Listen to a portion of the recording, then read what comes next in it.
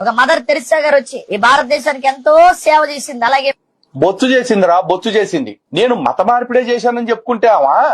నువ్వు వచ్చి సేవ చేసింది నా బొచ్చు చేసింది. మత ప్రచారం చేసిందని ఒకడు, డ్రగ్స్ అమ్మిందని ఒకడు, ఇంకేదేదో నోటుకొచ్చినట్లు. అంటే యూట్యూబ్ ఛానల్ ఉంటది, వాడు డబ్బులు ఖర్చు పెట్టుకొని ఇక్కడ రాలేడు, ఏదో గూగుల్లో 2 ఫోటోలు తీసుకుని నచ్చినట్లు ఇష్టం వచ్చినట్లు మదర్ తెరిసా గారు పాపం చనిపోయిన వాళ్ళ మీద మనం భారతదేశం ఏమైనా మతి లేనిదా?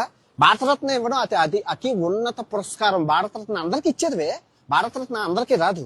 ఇటు 7 తరాలు అటు 7 తరాలు చెక్ చేసినట్లు మొత్తం క్లీన్ చీట్ ఉంటేనే భారతరత్న వస్తుంది. అలాంటి దేశాన్ని మోసం చేసింది, ఈ దేశంలో మత మార్పిడి చేసింది.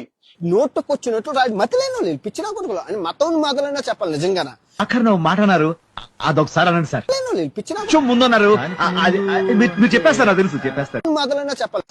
అదే సార్ అనండి సార్. క్రైస్తవరాలు అన్న పాపానికి ఏదో మతం చేసింది, ఏదో చేసింది. అలా చేసిన సేవను గుర్తించండి రా. మీరు పెట్టడం కొన్ని పెట్టనివ్వడం నిజంగా దరిద్రులనే చెప్పాలి. కుష్ఠరోగులనే మనం ఏంటో అంటరానితనం కింద చూస్తాం. కుష్ఠరోగులని హక్కులు చేర్చుకొని సేవ చేసిన మాతృమూర్తి చనిపోయి స్వర్గస్థురాలు అయిపోయింది. ఆమె గురించి మాట్లాడే అర్హత లేదు. నీకు మాట్లాడాలనుకుంటే డబ్బులు, ఫ్లైట్ టికెట్లు ఖర్చు పెట్టుకుని ఇదిగో ఈ స్థలం దగ్గరకు వచ్చి అక్కడ అన్ని చదివి ఆ ఇల్లు గట్ట సందర్శించి అప్పుడు మాట్లాడు.